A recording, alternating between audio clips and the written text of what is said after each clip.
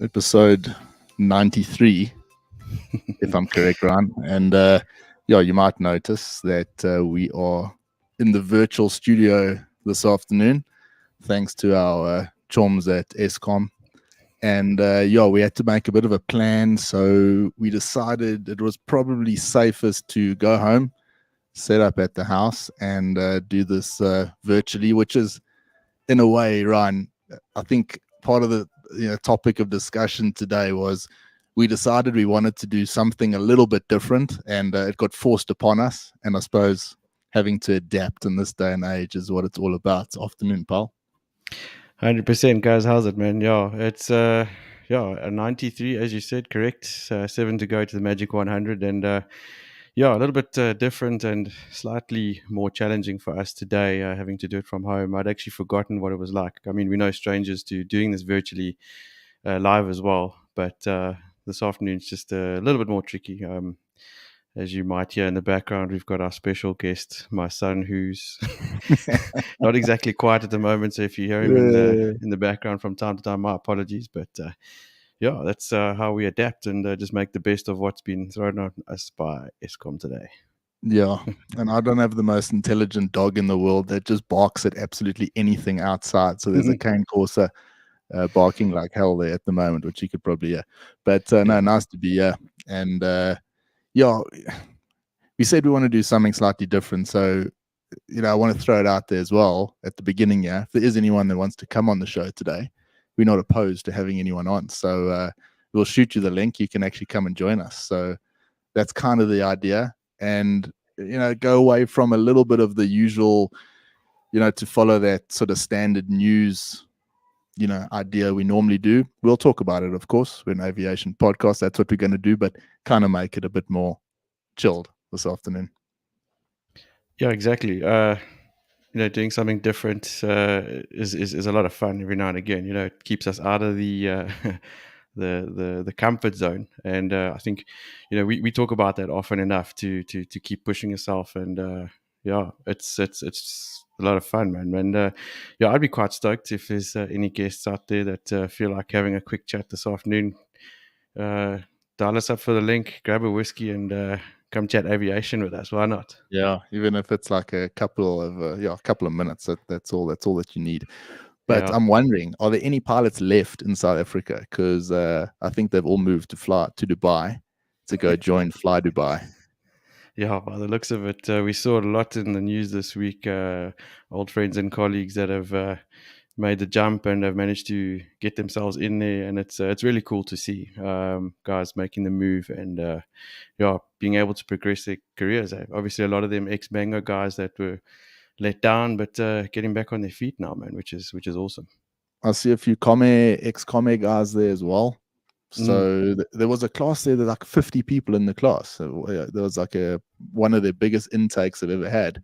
Yeah. And they're still hiring. So this isn't like the end. So if you are looking for something overseas, Fly Dubai probably one of the better places you can join at the moment. Yeah. Look, it speaks volumes for the quality of pilots that come out of South Africa. I mean, obviously if the guys are getting over there and getting jobs, I'd say relatively quickly or easily by the looks of things, it just goes to show that obviously they've got what it takes to get through the interview process. Because I don't think that Fly Dubai interview is a walk in the park by any means. I don't think so. No, it doesn't sound like it. Yeah. So again, it just I think our South African pilots deserve a pat on the back. And obviously with the droves of guys leaving, like we've said many times on the show, because that little vacuum is going to start being felt here pretty soon, I'm sure. Yeah, there's no doubt about that. But before we get into too much aviation, the scenes in Durban this past week were pretty rough, eh?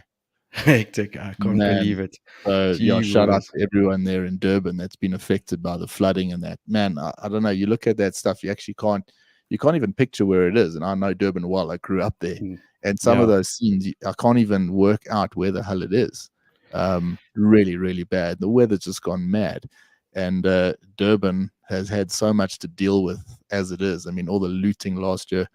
I saw some opportunists there looting again now. Obviously, it's what you'd expect. But yeah, the Durbanites have had enough, eh? And yeah, shout out to everyone there and all our mates and that are there, because it doesn't look easy. And Ron, before you say anything, I mean, it's one thing when you see scenes like that, but when you see scenes like that when you've got a family at home and little kids, then you see it in a different light, eh? I don't know, not easy for people with families and that. No, of course, man. I mean, looking at some of those scenes, we were down there on a family holiday. What was it, about 6 weeks ago? And a lot of the places where we saw on the footage, and can't believe it. Like, obviously we were lucky with the weather when we were down there, but really sad, man. And like you said, it's as if that part of the country hasn't had enough to deal with in the last year. And when we saw the scenes of the opportunists diving, swimming across these flooded canals to get to the tankers, or what's those containers that had fallen over, it was just kind of ridiculous. No, kind of wild. No, so terrible scenes there. And anyway, let's move on to something else. We did mention something a couple of weeks ago. We were speaking sort of quite proudly about your and my project that we're doing there at SimAero about going digital, and we've done it. I think we've actually got a cool platform that we're using, and I actually want to give them a bit of a shout out. So we're using a platform called Fluix at the moment. It's a task stream manager platform, and it's a Ukrainian company actually. So Ron and I have been dealing the past couple of weeks with this crowd, and they based there in Odessa, in the Black Sea. And just so hectic to talk to these people. I've never experienced customer service like that in my life. Unbelievable. And we are so chuffed to announce that our ATO is actually going fully paperless there at SimAero. So a hell of an achievement that we've been working on for a while, and we just couldn't find the right thing. But we've managed to actually, get it right, I think. So we're going to launch it. We're going to see how it works. There's going to be a few holes in it, I'm sure, but it's one hell of a step in the right direction. And I know that, I know you chuffed about it, Ryan. No, I am. I'm supremely excited of what we've managed to pull off there. A bunch of airline pilots turned computer nerds. We got excited about this project, and every little sort of incremental gain that we've made along the way has been so exciting. And I'm really, really proud of it. And I can't wait to see this thing roll out and actually start, becoming a living sort of thing. And mentioning the guys in the Ukraine that we'd been dealing with, we had a call with Dimitri there yesterday, and it was quite something when we were on the chat with him. It was the first time we had met him, and introduced ourselves, and asked him where he is. And when he told us he's in Odessa, it was like kind of surreal, but he was very calm and cool about it, and very composed. There's been a few bombs, but nothing too hectic in the area. I was like, geez, and we are whining because our electricity gets switched off. It puts things into perspective. No, it totally does. But look, I suppose we have to give them a shout out for the resilience that they're showing. There's a big chunk of that population that's just trying to carry on and keep going and keep things as normal as possible. It's great. So all the best to them, mate. How's old Leonia? He says, you guys are great negotiators, getting the old school guys on board with paperless. Is he calling us old school, Leon? Let's be honest. I think 80% of our challenge in this project has been getting the old school guys on board with the idea of where this is going to go and how it's going to work. And and that's not a challenge we've succeeded at by any stretch of the imagination. I mean, the pushback on this is wild. and we still yet to see, what's going to happen there, how people actually react to this when we're using it. Because look, it does it make things easier? Technology, does it make things easier, or does it just make it more thorough? The thing that you actually do, it's not necessarily, it's not easier, but it's certainly more thorough, and you cover more angles. It looks more professional, and it's from a QA point of view, it's a no-brainer. I mean, we're discussing the thing today. I mean, form fields and that. I mean, you cannot submit a form that's not fully filled in. Now, that's one of the big issues you deal with all the time. People miss a signature here and there. It gets picked up at an audit, and then it's a story. Whereas this case, that can't actually happen. So it's like a QA's dream, and it's quite fun to build these little task flows, because it actually you got to work backwards. You got to work out what do you want to end up with, and then go back to the starting point. So quite fun, actually. I've enjoyed it. Yeah, exactly. It's the epitome of that whole thing where you've got to start with the end in sight, and like you said, work your way backwards. And it was quite funny today to see old Justin's face, who's obviously our QA manager at some Aero. Him getting all excited about all the boxes that we could tick that would, do away with a lot of the errors that come along with normal paperwork. So, yeah, man, it's cool to see. I really love it. The way to go. Yeah, absolutely. All right, should we get into some aviation stuff over here? Absolutely. So I'm looking at an article here. Travel News: SAA Takatso deal hits a bump. What is going on with that deal? The new controversy emerges that could threaten the current deal in progress between SAA and the strategic equity partner, the Takatso Consortium. Is that actually still going on? I don't know. Look, Global's know me. I'm doing the their wrong. own thing. Lyft is flying. So Yeah, me. I couldn't care less about SAA and all the nonsense and the shenanigans that goes on there. But yeah, I don't know. Is there a deal? I mean, there's still rumblings of this deal that's supposed to be happening between SAA and Kenya Airways somewhere along the line. Like I say, SAA, that's off my radar. I'll be honest with you. Couldn't be bothered. Yeah. Fear 24, they got something here with Pravin Gordhan and the finance minister. So Gordhan, never one short of any controversy. He's in a bit of hot water there, because it looks like the initial going ahead of that deal wasn't done right in the first place anyway. I'm not surprised. Yeah. I mean, Tito Mboweni didn't even want that deal to go ahead, and it was bypassed. And if you keep track of the whole thing, it's just a dog show. Yeah. Now, look at Pravin. I mean, for all his I don't know what do you call it? He was no help to us at SA Express with all the false promises and don't worry, we'll see to that you guys are all okay. So no sympathy from my side either for Prav. You can suck it for all I care. No, he's not my favorite. That okay. He owes us a couple of bar. Yeah, I could do with that. So anytime he's willing to part of it, it would go down well. Mango Airlines business rescue practitioner Sipho Sono yesterday resorted to a threat of legal action against DPE as well as Treasury in an attempt to get the outstanding promised 27 million US in government funding, which the defunct company is still waiting for. That's not going to happen. Probably not. Although, who knows? They did manage to get a whole lot of other things right that we didn't. So that's not hard, bro. We never got anything right. So but so a bit going on locally. I see SAFAir doing good things out of Durban.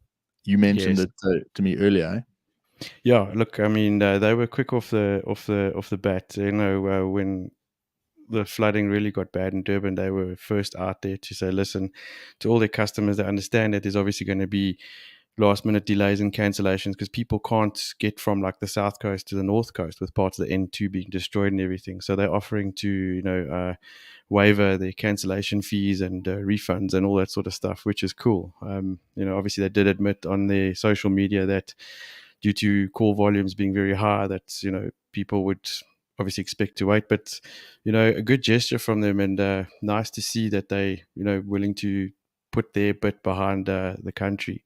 I mean, they were by far the first, but the other airlines also very quickly stepped up to it and added a few extra flights to schedule to try and help compensate all the nonsense going on down there. Sure.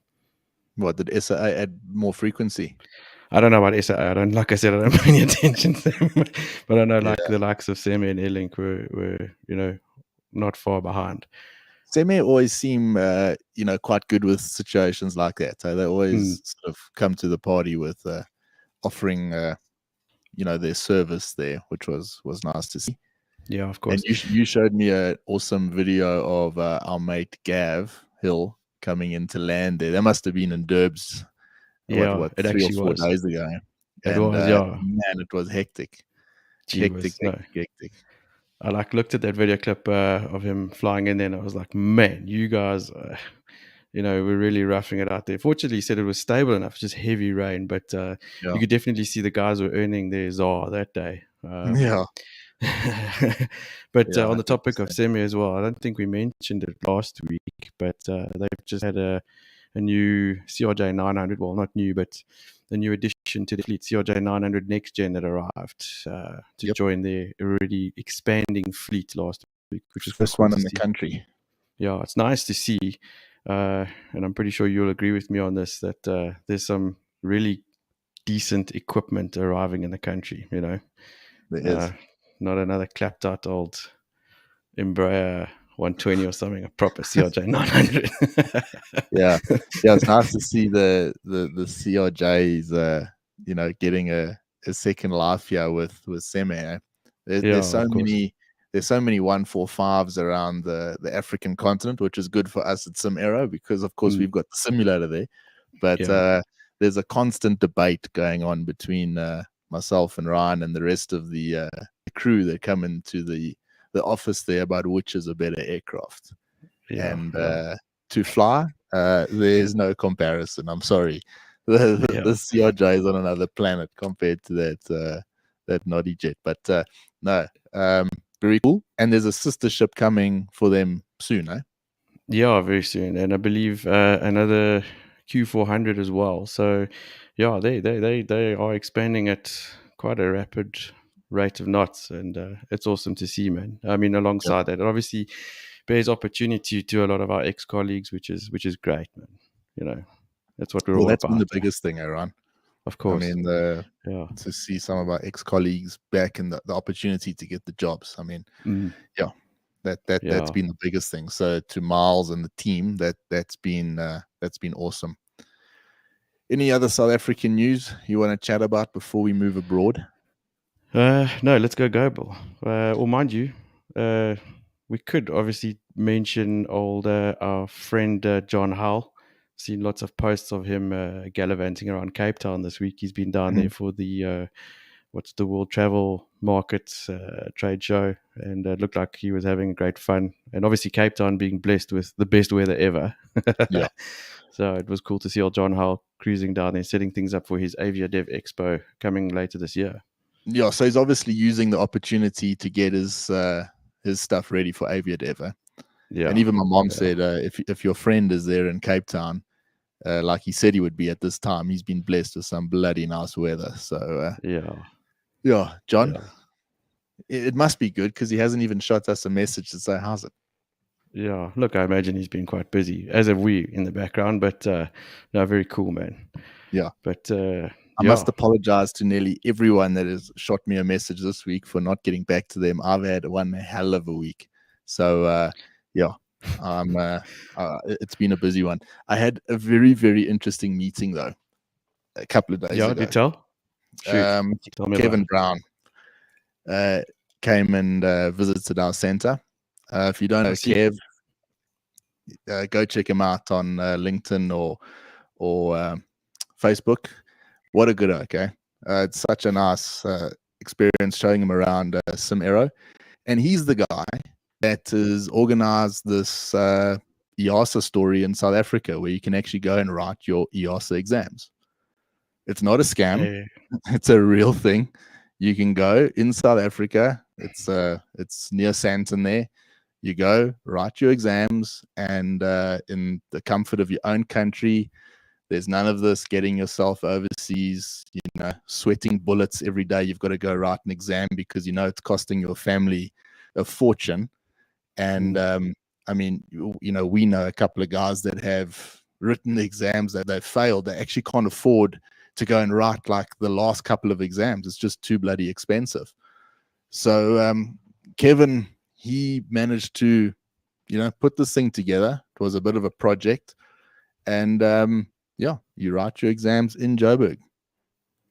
What a pleasure, man. I think absolute pleasure, Ryan. I mean, you just do yourself a favor. I'll leave the link in the show notes, but easypilot.com, so easy-pilot.com.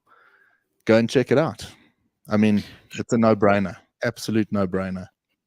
Hey, that's awesome. It's really cool to see that someone's actually been able to pull that off and organize it for us South Africans, because I know there's a lot of guys that are keen on getting that done, and the only thing that's been holding them back all this time is obviously the expense.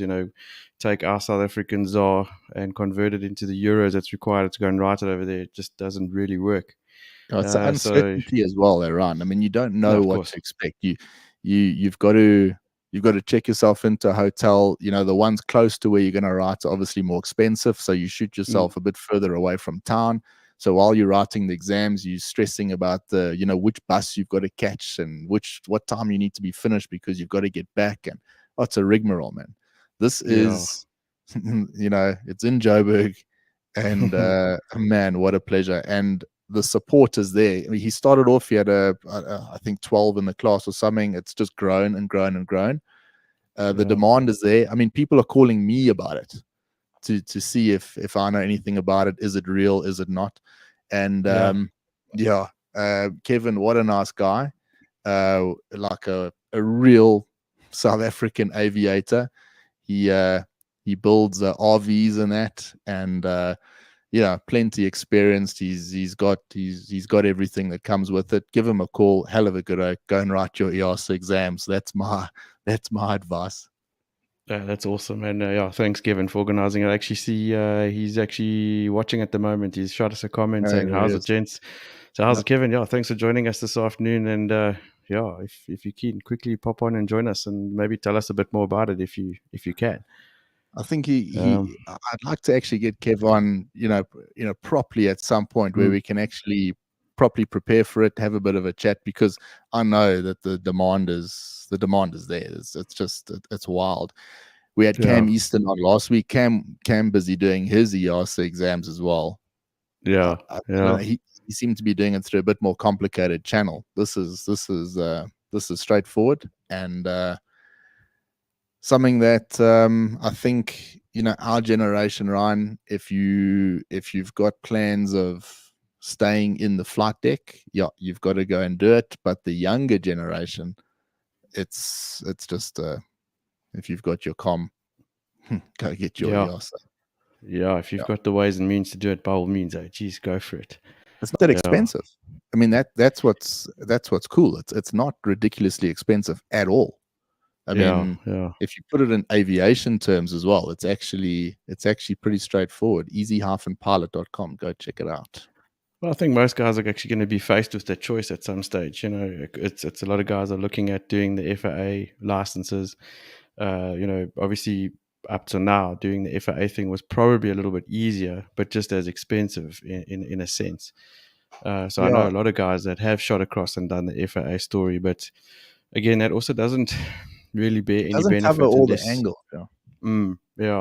So obviously with EASA, maybe it opens up a few more doors, particularly with the ratings that South African pilots hold. So very cool, man. And then you don't have to deal with Midrand. Who's in Midrand? All of Africa. But let's shift the broader. But Indigo, Ryan, is the fastest growing airline in the world. Did you know that? So we said a couple of episodes ago, if it was actually my advisory, just go and watch the Indian market. It is quite remarkable, the growth that is happening there. we've spoken about America a lot and how big those airlines are. Well, Indigo now, the fastest growing airline in the world. I don't know how many 320s they've got, but it's one hell of a lot. And they're Yeah. growing at one hell of a rate. Bit of a spat going on there at the moment because some of the pilots decided they want to, start a union. And, so Ooh. the inevitable happens. But yeah, watch that space. It's quite remarkable how quick they're growing, the frequency at which they fly, and the market share that they own. Pretty cool. Yeah. It's a fascinating sort of section of the industry to watch, that Indian market, because it's also a bit of a, they're up 1 minute, down the next. I'm not talking about Yeah. Indigo specifically, but the Indian aviation market. They were hit heavily with COVID, eh? No, they were, but they're obviously bouncing back quite quickly. And yeah, the Indians are not scared to travel. So no, it's cool, man. It's great to see that they are expanding as rapidly as they are, man. Yeah. What So else has been happening globally? the Yeah. article that says, in response to the pilot thing, it says how Indigo lost confidence of its pilots and commanders. Irate pilots at India's largest private airline explore forming a union to fight management. The airline's handling of commanders and crew appears to have come full circle in the pandemic. It's mainly to do with the senior pilots there, certainly the instructors and the senior pilots. Not the, I assume they've got a lot of young cadet type pilots there, which obviously won't form part of that issue. But Yeah. the bigger the company, the bigger the problem in some respects there. Of course, yeah, we've seen that a lot back home, quite a lot. So Have we? yeah, I'm just wondering, unions, unions, Unions. unions. I don't know. I haven't But as quite useful as settled. having tits on your uncle. This is a cool one. Yeah. Air Europa to sell sustainable NFT flight tickets to Miami. You see now. Huh? Hey? You see. How's In that? industry first, the airline has partnered with TravelX and the Algorand platform for a series of sustainable NFT ticket crypto artworks. So No. I'm not sure that's taking it to another level, but your ticket is basically actually buying a NFT as your ticket, and that gets you on the aircraft. Yeah. So, when people say, what is an NFT? You can't do anything with it. Well, here's a company that actually trying to say, well, buy your ticket. And it got me thinking. I've been doing a bit of not scrapbooking, but my mom was very good with us when we were young with scrapbooks. So every time we went away or overseas, I've got all the sort of memorabilia from the trip. And That's cool. the one trip we went on was in 1991. We got airborne out of Louis Botha in a Spurries aircraft to Heathrow, and I've got that ticket. It's in the Serious? Yeah, it's in the scrapbook. So That I is think cool. that's kind of like the thinking behind it is like the tickets at the moment are throwaway because they're on your email or that part of your WhatsApp, and you use it to check in and then it's gone. So this Yeah. is going the other way around to say buy your ticket, it'll get you on the plane, but you can keep your ticket afterwards. I don't know what you think about It's that. kind of whack. Yeah, no, look, I'm trying to get my brain around it because, funny enough, I was watching a show on TV a couple of weeks ago. These baggage warrior oaks. They go around and they've got warehouses in the States with unclaimed baggage and everything, and if it doesn't get found after a while, they go and auction it off. Yeah. And this one person found a bag full of old concert stubs and that sort of stuff, ticket stubs and all that kind of stuff. And they went and had it evaluated, and it was actually worth something. Yeah, it's The crazy. guy, Eh? he paid like $50 for this box and ended up scoring like a $3,000 prize. I was like, hectic. Yeah. So who knows? I mean, NFT crypto, we still, we talk about it often enough. Still trying to wrap our brains around that. And Yeah, still who haven't knows? quite worked it out. But yeah, nice idea nonetheless. Very cool. Obviously Europe been hit by is there another variant? I don't even know. But obviously the war going on there, and it hasn't really affected travel. So Heathrow, Yeah. the busiest month since the the pandemic. This in March, 4.2 million passengers. The Brits have been quite keen to travel, a lot of traveling going on, but that's for the rest of Europe as well. I mean, Charles de Gaulle's been busy, all the airports busy. The traveling is certainly happening, and a lot of articles with actual numbers. The one in the UK, I hate this term because when they talk about pre-COVID levels, but it's up to 2/3 of pre-COVID levels in Heathrow. I'd hazard a guess that it's probably less than that in other parts of Europe. Italy probably a bit more affected, but France, it seems to be pumping. Had a quick look at the tickets overseas. I mean, if you want to shoot overseas on Monday, I had a look. I mean, you can't find a ticket. Everything seems full, or they're hell of expensive. So you're probably at the very end of it. But the demand is there, Ryan, and it's so nice to see. And even when every time in my research in the week when I'm looking at what should we talk about on the show, it always makes me feel cool when I click on an article that talks about how well travel has bounced back. So long may that continue. And again, I can vouch for that as well. Yeah, absolutely. I mean, I know the charter industry as well. They're going full tilt at the moment. April has just gone berserk in terms of overseas travelers rather flocking in and making use of charter aircraft to get around, and it's really, really exciting to see how busy they are. And I really also hope long may that continue, because it's great. I mean, so much so that there's almost, in a sense, not enough charter aircraft available right now.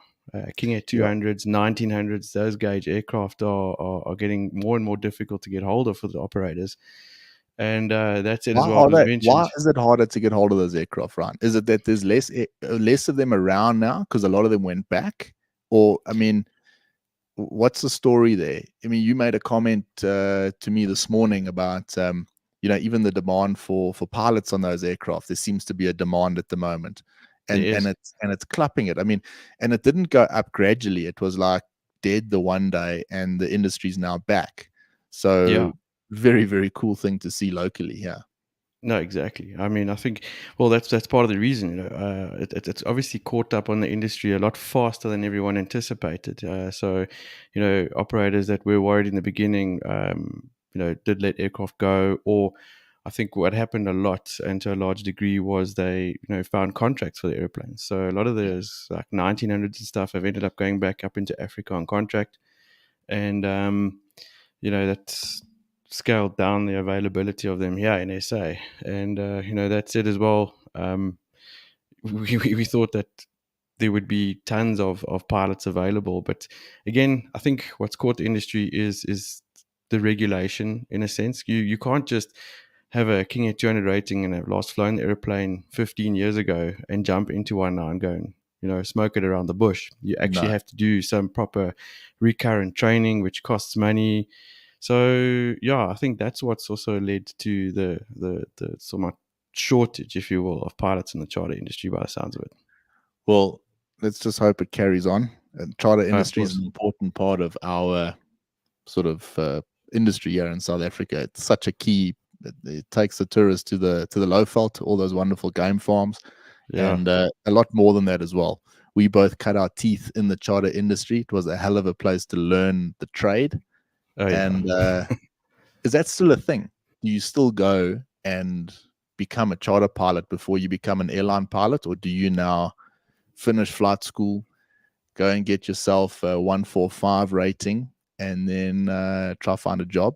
Or do you still go the King Air route and try and see if you can hook a job up on a King Air because your uncle's got a mate who's got one, type of deal? I think by and large, youngsters nowadays are a lot luckier than we were.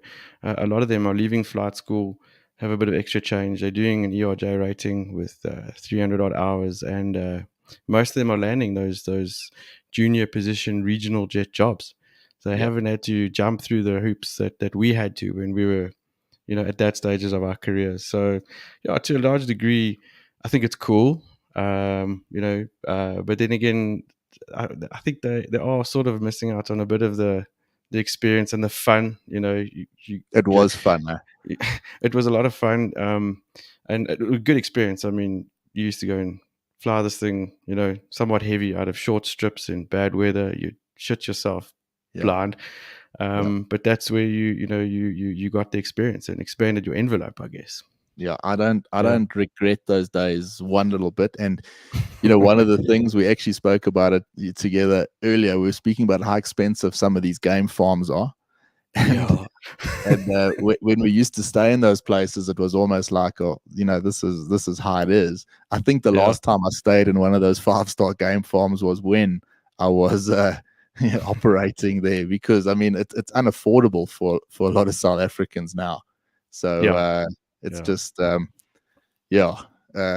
wonderful time of my life. But carrying on, just quickly, Airbus, have you followed the story with them and Qatar? It's been this ongoing thing, the whole paint issue.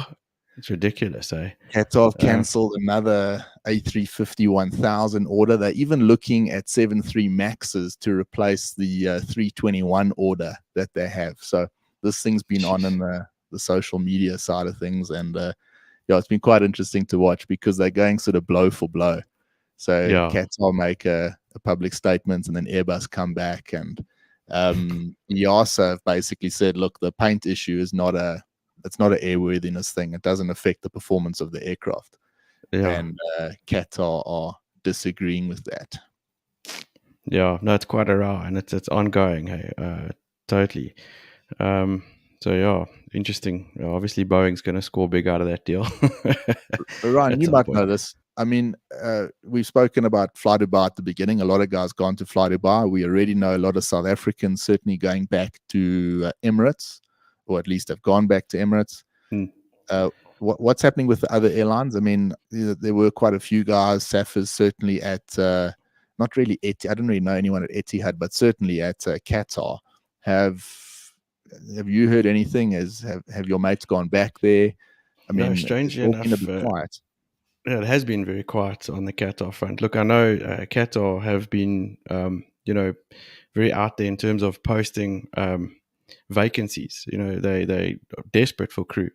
I don't actually know or have contact with anyone that's currently flying there to get a sort of, real fix on what the conditions are like, and if anybody is still really enjoying their job. Because the last I heard, it wasn't all, moonshine and roses there. Definitely.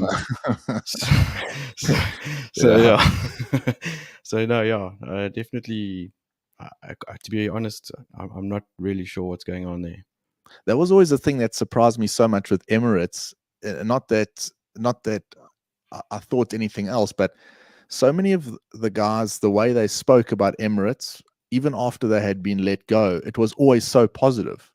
And I never quite realized that. They obviously had the right mix about, I'm sure there's an odd guy that had an unhappy experience there, but the majority of the guys seemed incredibly happy. And if you ask the question, are you going to go back? The answer was like, are you joking? Whereas I think a lot of the other airlines, it's been like a case of, nah, I'm not going back. Yeah, look, I think, just my take on it, but the Emirates package is a good deal for the family man. You're going to move to Emirates, you're going to fly hard, you're going to be away from home a lot.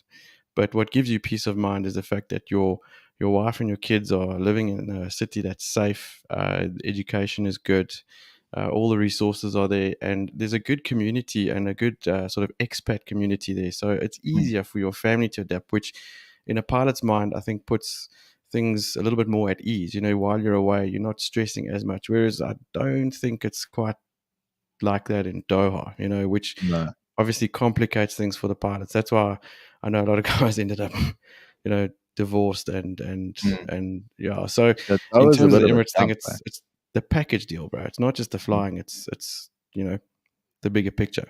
I mean, Jason Northwood actually said to us that it was his missus and the family that couldn't wait to go back. Yeah, exactly. And you're right. That's definitely a pull. Happy wife, happy life, for sure. Exactly. Look, I mean, if it was part of my sort of things to consider right now, that would be the biggest box that'd have to be ticked, because ultimately that's what counts and that's what's important. Speaking of that, your house is incredibly quiet there at the moment. Yeah, I'm not quite sure what's happened. He's either been given a dose of something strong, but it's Yeah, so when we used to host this, we did the Brown Air Live series. It was when did we host it? Mondays or Tuesday nights or something? It was Mondays. Tuesday nights. I think it was this time last year. Yeah, Tuesday nights. It was at 7 p.m. 7 o'clock. And it was a bit of a rigmarole. Oh, there you go. Speak of the devil. Yeah. And it was a bit of a rigmarole, but it was cool to it was cool to actually host that show. Anyway, I invited someone on. Yeah. Hey, here he is. He's gonna try and sell us something, no doubt. Hey, Leon. I can't hear you guys. Hey, Justin Biebs. Yeah. Wait, hold on. Jeez. Can you listen while we? Yep. Technology is failing me. Hold on. Yeah. Wait. We'll get him there. We'll get him there going shortly. He's while we're waiting for Leon, a quick shout out to old Marcel Smith, my neighbor, who's watching right now. It was quite funny. He's one of these lucky few guys that has actually just recently rigged himself up with solar panels and backup batteries and everything. That's why you've been looking at that solar story, because you looked at your neighbor's place and thought, I need to keep up with the Joneses. Yeah, we're all sitting in the dark, and he's sitting there like smiling like a Cheshire cat, like he's organized. So there's been a few occasions the last couple of weeks I've given him the middle finger. So Ron, but it's quite cool. Speaking of the whole solar story, you came in to work pretty amped about, look, you're going to look at this whole solar story. The next day you came into work, you didn't seem so amped. What happened after you got the quote? Yeah. Gave it a skip. Yeah. Leon, you with us? I'm here. I can hear you. Can you guys hear me? Yeah, I can hear you. Yeah, that was embarrassing. Yeah, it was for you. I'm supposed to be the young guy around here, not Not to mention if you need tech advice. If you need tech advice, listen, we'll host a little webinar for you. Thank you very much. We'll go through it. How are things with you, pal? Good, very good, very busy running around. I think I missed like half the show because some stuff happened outside.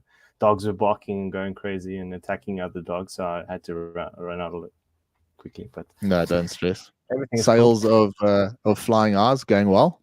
Yeah, it is, and we actually have something. I don't know. Can I? Is it okay if I speak about what I sent you guys this morning? Absolutely. Good. Okay, awesome. So I don't know if you guys know Keegan from Flying Socks. You guys know who that is, right? Keegan, a bit of a puss, but yeah, we know him. yeah, he's not So anyway, so after you guys spoke to him, I called him up. I was like, "Hey man, we have to do something together. I mean, Flying Eyes, Flying Socks. That just sounds like it was a match made in heaven." And we did. Now it's Hey, look at that. Brand exclusive. So it officially went live on the website like 5 minutes ago, I think. So we've got the Flying Eyes Fanatics. Hang on a second. Let's do this. Ooh, those are cool, man. Flying Eyes Fanatics. So it's the Flying Eyes logo tiled all over the sock. And then we've got the iconic Flying Eyes socks, which has the very cool, man. Flying Eyes icons. Very nice. Yeah. And that's obviously through, and those are the same quality socks as the current Flying Socks, because the biggest stuff up that Keegan has made with that product is that they don't wear out. So, I mean, we wear them every day, and mine are still hundreds, but I did just buy a couple more pairs, and I'm definitely going to buy some of the new range, and I will, of course, grab a couple of your pairs there as well, Leon. Yeah, so I spoke to him this morning about it. I told him, geez, man, we we really have a problem with return business, because obviously with the lifetime warranty on the frame as well, I mean, you're not going to come back for another frame. So I only have a client once. It's not ideal for business, but no, they're very cool. So I'm going to give them away for free. So if you buy a pair of flying eyes, I'm going to give them away for free as my gift. Wow. That's what I'm going to do from now. But they're also on sale on my website. So like I said, went live 5 minutes ago. So that's going well. That's very cool. I'm glad to That's hear so you guys magic, man. Yeah, no, it's cool. I'm glad to see or hear you guys officially went paperless, getting with the program. That's cool. And I'm looking forward to demonstrating it to you there at the center. But we're actually quite proud of it. It's quite a seamless sort of process, and Ryan and I fished around quite a lot. We thought about using like a cloud server and then saving the stuff, and then it was a bit of a roundabout way. And we went backwards and forwards for a couple of weeks, but eventually sort of settled on the right product. So very chuffed with that, actually. Okay. Yeah, that sounds cool. I just heard something about getting onto or into an event with an NFT. I just got the back end of that. What were you saying just now, Brian? So basically I was saying some of these airlines now, their tickets, instead of selling a flight ticket, they're selling the ticket as an NFT. Oh, smart. So you own the NFT, and then it obviously gets you onto that flight. But the whole idea obviously goes around a little bit of that idea of if you go on a nice holiday or something, you keep your flight ticket there in a scrapbook. So that's the kind of thinking. But quite interesting to see the sort of novel ideas that people are coming up with this whole NFT thing, and it's definitely caused a bit of a divide, because there's the sort of pro NFT side that obviously we're on, and then there's the guys that all think it's like a bit of a pyramid scheme or whatnot. But money laundering. I heard money laundering the other day. But on that point, I spoke to someone the other day, and they asked me to explain to him, but what is he's in some wealth management fund is what he's managing, and he asked me, but how do you value an NFT? Like, how do you go about doing that?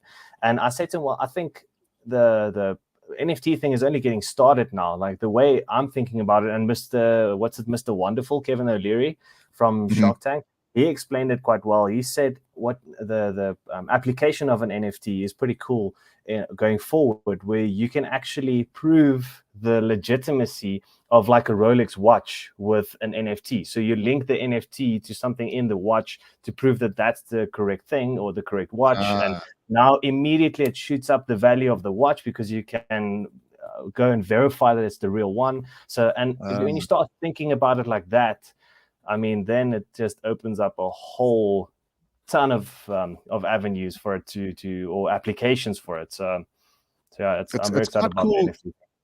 It's quite cool to watch what people are doing with it. Like even this ticket thing. I mean, thinking broadly, I wouldn't have thought about that. But and then you mentioned something else now. I mean, someone mentioned something to me the other day. We went to a car event. It was one of these sort of concourse events, so very nice cars and that. And the one guy I was talking to there had like an awesome Ferrari there. One of these sort of 1960s type of deals. Ooh. And he was like, no, this is real, but it's not real. I said, what are you talking about? He said, well, if you own one of these, basically what you do, you can actually go get the rights to go and make a duplicate one of these, like from Ferrari. So if you own a Ferrari with a certain serial number, these ones you see racing at Goodwood and that, and I think a lot of them are real. There's no question about it, but there's a lot of them that are like approved duplicates, and you can only own it if you own the original one. So it's not like there's 1,000 of these things around. But anyway, it's not an NFT. But the thing you mentioned with the Rolex and that, and having the NFT to actually prove the authenticity of the product, yeah, shit, I didn't think about that. Yeah, and another thing is, like, guys, with specifically with the cars. I mean, when you want to show off your car, when you Mr. Rupert there in the Cape, and you want to show off your cars, everyone has to fly down to Cape Town to go to his warehouse or hangar or whatever he has there to go and look at the cars. With an NFT, I can go onto your OpenSea profile and I can go and check all your collections, what you have. Like, it's open to everyone. So I mean, it's just in that case, you can show off to a bit more people if you're into that. All for the gram stuff. I like it. It's going places. How do you feel about that? And our crypto pilots purchase is going to go up in value. Even if that's the sole purpose of the Brian Air podcast, is we're going to push those NFTs up in value. And then Captain Discount, old Ryan over there, he's going to sell them all at a hashtag Brian Air 10% type of deal. And we're going to make some ZAR. Yeah, the plan is to make a fortune and then go and buy one of those Ferraris that I can also brag about one day and play around and make duplicates of. And I like that idea. That tickles my fancy. Like, imagine how bored you have to be. Like, what am I going to do tomorrow? Now I'm going to make a replica of my Ferrari that I have. Like, listen, in a world full of problems, that's a problem I wouldn't mind having. At the moment. But Leon, how's the flying going, Paul? Slow, very slow. These last couple of days is not ideal for anything that doesn't have a jet engine or IF ratings. So I'm at that irritating phase in my flying where if it's not perfect weather, you can't fly. So I'm just pushing through, busy with my night rating stuff. So trying to get that done as soon as possible. And we're just going to random. But what did you guys do when you were hour building? I need ideas. In our era, we just flew in anything, bro. Yeah. But where to? Because it sounds so bougie when you tell your fiance, "Hey, I'm going to this place for a breakfast." She's like, "Why the hell are you going all the way there?" And I'm like, "No, I'm flying." And she's like, "Oh, okay." Listen, Leon, a little bit of advice. The chicks will never understand unless they pilots themselves. You tell them I'm flying somewhere for breakfast. Don't ever expect them to appreciate how cool that is. So I should just get used to the eye rolls. Is that going to be there forever? Exactly. It ain't going to happen. But I mean, I did my training in PE, and I don't know. Our building there was a different story. You could go cruise along the coast and then turn around and come back. You didn't really have to go land anywhere. And if you did, there were nice airports around. Joburg is hectic, man. I mean, I did my instructor rating in December. I shat myself every time I went up in that place. Those other aircraft are far too close for comfort for me. Yeah, and you don't know which freaking QNH he's on and you're on, and you basically just scrape over each other. It's crazy. Yeah, you should actually get together with old Justin. I think Justin is also scraping up a few hours for his common. I mean, I think what a lot of guys do is they put up these like proper cross-country flights. You take an area now from Joburg, fly down to the Cape, all along the coast, come back via Durbs, obviously when the weather's cool.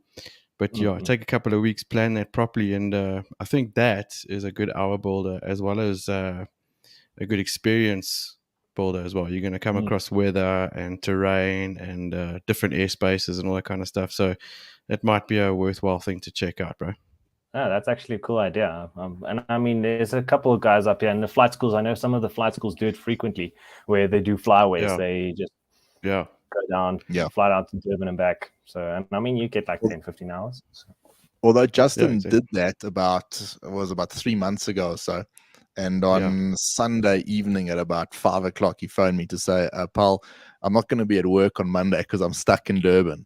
The weather's sort of closed in and he can't get back. So, if you're working, it's not the easiest thing in the world. But, as Ryan said, it's all about building that experience. And nothing quite like doing those cross countries, putting the aircraft to bed yourself, arriving at the airport the next day in a different environment to your flight school, and then bringing it back to Joburg. It's actually pretty cool. Yeah, I'm definitely going to do that. Sounds cool. So, Leon, it's time for the Brian Advisory, and I'm throwing it to you, Paul. To me? Oh, goodness. Okay. Don't buy Bitcoin. Or Tesla stock. Yeah, or Tesla stock, exactly. Well, except if you're Elon Musk. What have I found recently? I don't know. Is there something tech-wise? I found, well, we're busy with some new tech in the aviation space, which you can look out for. I have my finger sort of in the pie over there, but no, which other? I don't know, Brian. You're putting me on the spot too much. I'll rescue the. I've got an advisory. Thanks, Ryan. I'm probably stealing this from Brian because he actually showed it to me and introduced it to me last week, and I'm quite chuffed with this. But it's developed by the same crowd that obviously developed the program that we're using for our paperless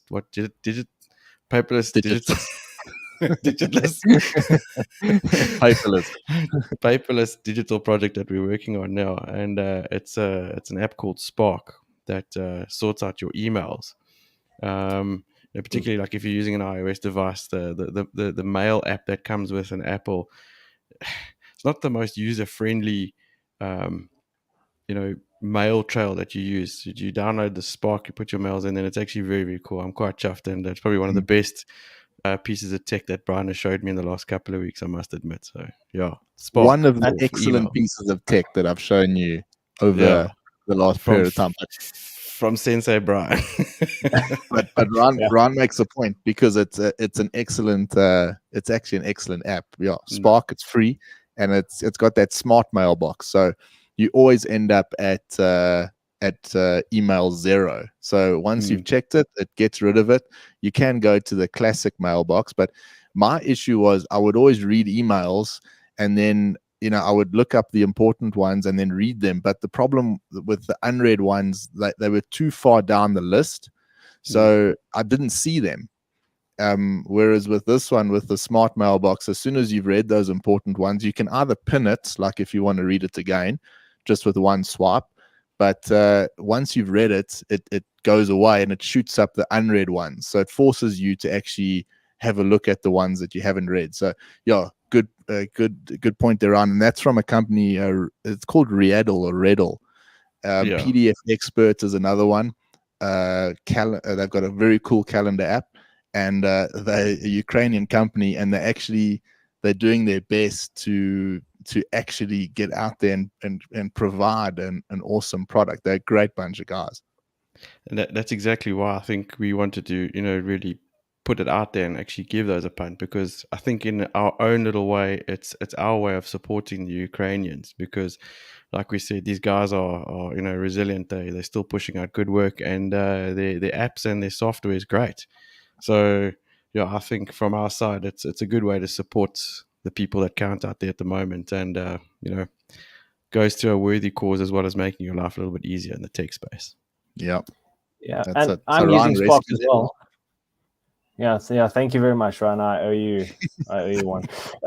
No, but I'm using Spark as well. Yeah, exactly.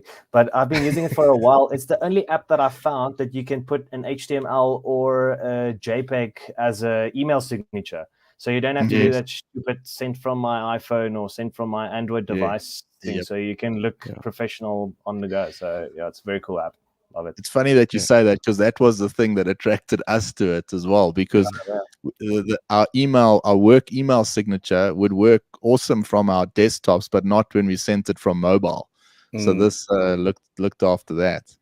And not to mention, I know Brian is a big fan of this feature in the Spark app as well. But you can create template emails. So when responding to a particular type of email, like Brian does it all the time. He's got all these templates, so you don't have to spend hours and hours actually replying. You just shoot off his template, and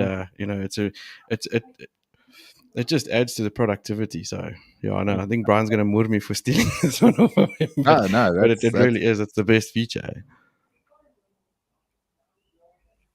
But it's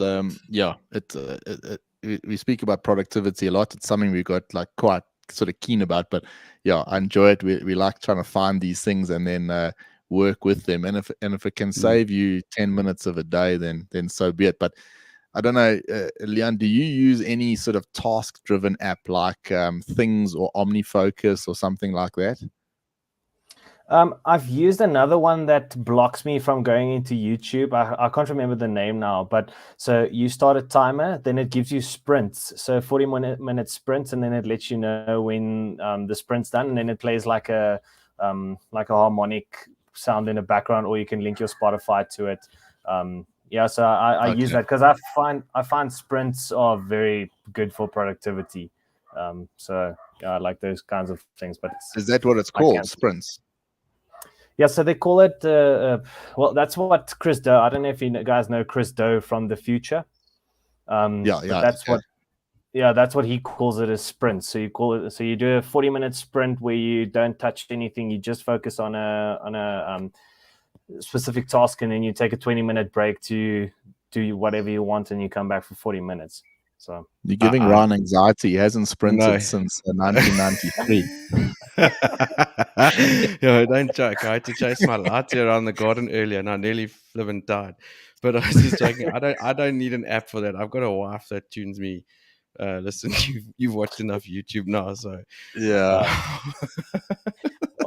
Do you guys have the digital on Huawei? It's called digital balance, but that tells you how much time you're spending on your mobile device each day. Do you guys have that activated or not? I get an Apple notification on a Sunday. It tells me how much I've spent time on certain apps or whatnot. But to be honest, I haven't paid too much attention to that, because from a social media perspective, I mean, I'm quite good with it now. I do my social media on a weekend.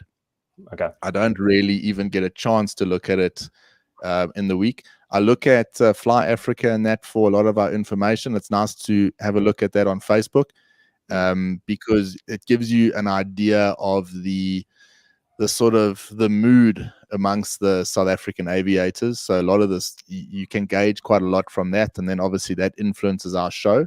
So I look at that quite a lot. But I do most of my sort of social media stuff on a Saturday and a Sunday. I shoot out a post about the podcast, try and promote it a little bit.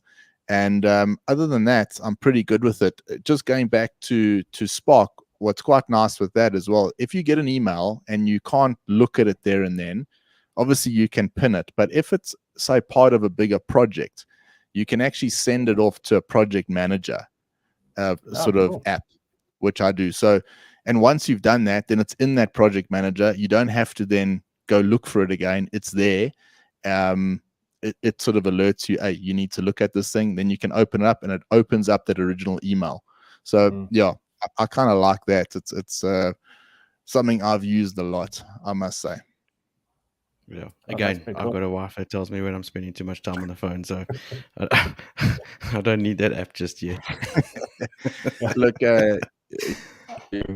we've gone over the hour mark. It's been very cool. Everyone that's watched us, the usual suspects, all here. Thanks for joining us this evening. Leon, you were here earlier. Dave LaRue joined us again. We've got some exciting news. I'm going to mention it next week, Ryan. We're not in the studio, so I can't do it fully this week. So next week we've got some cool collaboration going on there with Dave. They were obviously affected. The Steady Climb event was cancelled last weekend because of the bloody weather. They've had a rough time of it, the Steady Climb guys, Dave and them, with the weather. I know a year ago, so they had to cancel as well. Marcel, you mentioned here as well. Janet, of course, with us, and Kev was here. It'd be nice to get Kev on. General Jill, of course. Caroline Cole. Sorry, Paul, go ahead there. No, I just thought while we got that up there about General Jill, if you don't mind, I just want to give a shout out to General Jill. It's her birthday today. So happy birthday, Mom. Hope you've had a superb day. And to Valmarie, my wife, tomorrow as well. It's her birthday. So big ammo spent on presents. Heavy. And but I just thought I got to give a special shout out to the two special ladies in my life. And Leon points out maybe I must buy them some flying socks. And don't be fooled. General Jill and Val, don't be fooled. Ryan earns plenty, so he can buy you a decent present. Thanks, guys. He has my missus as well. Afternoon, guys. And nice to see Duncan with as well. Happy wife, Yeah. happy life, best of advice. And that's a good place to end the show, I think, guys. Leon, thank you for joining us. It was awesome. We'd like to do stuff like this more often. If guys want to, pop in and join the show, yeah, that's what it's all about. The Brian Air podcast is a networking type thing. It's the network that counts. So it's our show, as it's your show as much as it is ours. So shoot us a message, come and join us. Paul, thank you as always. Yeah, guys, thanks so much. Leon, thanks for chiming in, Paul. You're a loyal supporter, and just everyone enjoy the long weekend. Happy Easter. Take it safe. Yeah, and just have a good time. And we'll be back next week. Can't wait. Of course. Cool. Awesome. Thanks, guys. Thanks for having me. See you guys next week. Cheers for now. Bye. Ciao.